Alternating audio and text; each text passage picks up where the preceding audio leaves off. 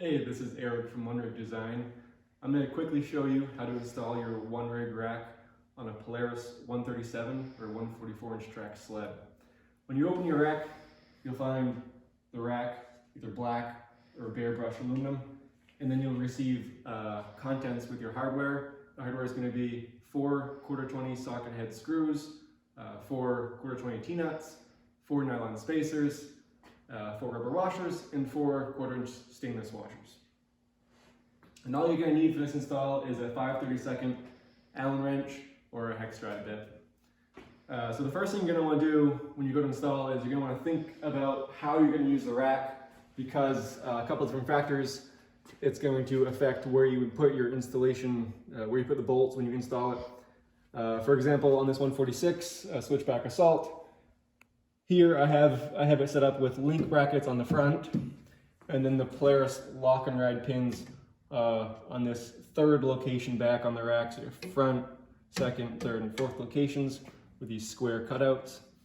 And you're going to want to think about how you're going to use your rack, how you're going to run it. If you're going to have 2 link brackets, no link brackets. For example, if you have link brackets, you want to make sure you're locating hardware is not going to be in the way when you install your fuel caddy or your Skidoo link accessory. And similarly, you don't want to put your Polaris lock and ride pin in this slot if you're going to run your Skidoo link accessories, because those are going to interfere. So just think about that first, think about what you're going to do, and then once you have that, a good idea of that, we can move forward and actually do the install. So on this 137 Indy VR1, the install is pretty straightforward. So you're going to see your rack here, how it has these 4 cutouts. These cutouts, the pairs of cutouts, so the front and the third and the second and the fourth, as I just pointed to them, are going to be the same dimensionally as the square cutouts on your tunnel. If you have a matrix chassis, if you have an axis chassis, it's going to be a little bit different, but you're still going to use the T-slots just the same way. But this dimensionally lines up for your Polaris lock and ride flex accessories, so that's why that dimension is somewhat important. So when you go to put the rack on, make sure that you can read one rig. It's better if the one rig is towards the back of a sled by the tail light, solely because if you're going to run the Milwaukee pack out, it's much easier to access the pack out from this side than if it was flipped the other way around.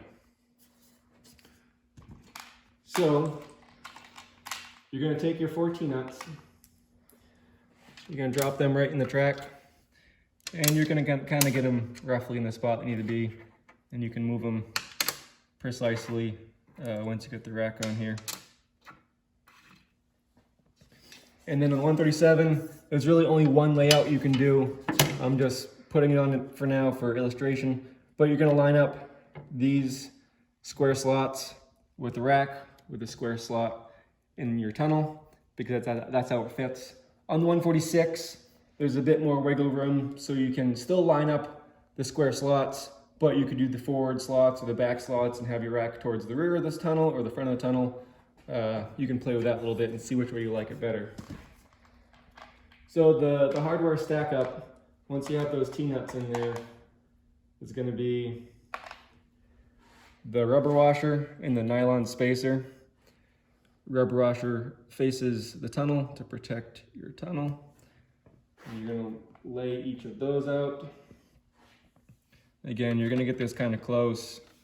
You might have to wiggle it around and move it depending on how you end up setting up your rack. So lay down these 4. Then you can lay your rack on top of it and see how close you were with your initial layout. Make any adjustments as you need. I like to use, it's easy just to use the Allen wrench to wiggle stuff around.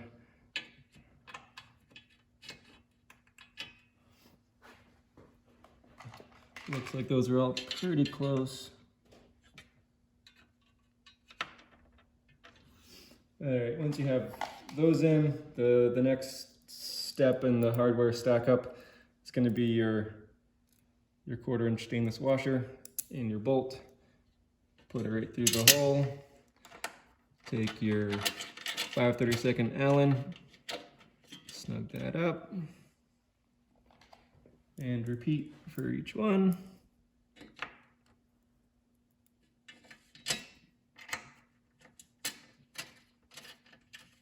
And we're just looking for a good little wrench tight there, nothing crazy.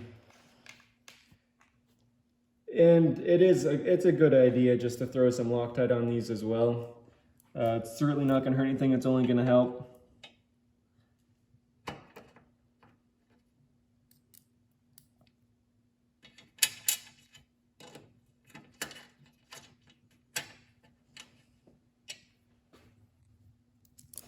And this one.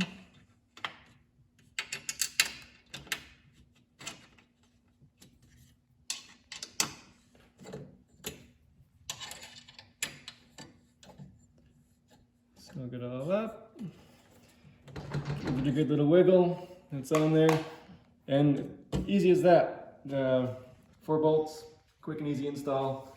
Once it's installed, give it a test. Make sure your bolts aren't interfering. And slap on your link accessory. Make sure that's on there snugly. Wiggle it around. If you purchase the Rotopax fuel mounting bracket, it's going to look like this. It's going to come with 4 screws as well. This cutout, you can see is going to mimic the Milwaukee Packout slots here. So it's going to fit in any one of these 3 locations. So you're just going to figure out which one you want it, put it on there, in your Rotopax fuel can mount. It's going to align with bolts. Take the 4 screws that come with it, snug that all up, and the Rotopax will be good to go.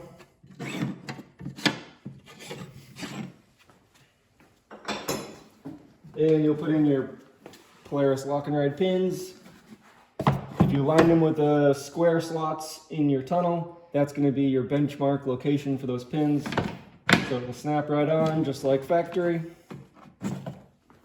And finally, if you're running the Milwaukee Packouts, which I personally really like, you're going to take your pack out and slide it in the slots. Click in, make sure that's good to go.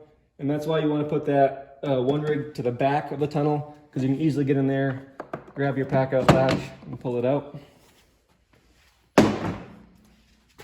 And that is the installation of your new one rig rack. Any questions, give us a shout, and thank you.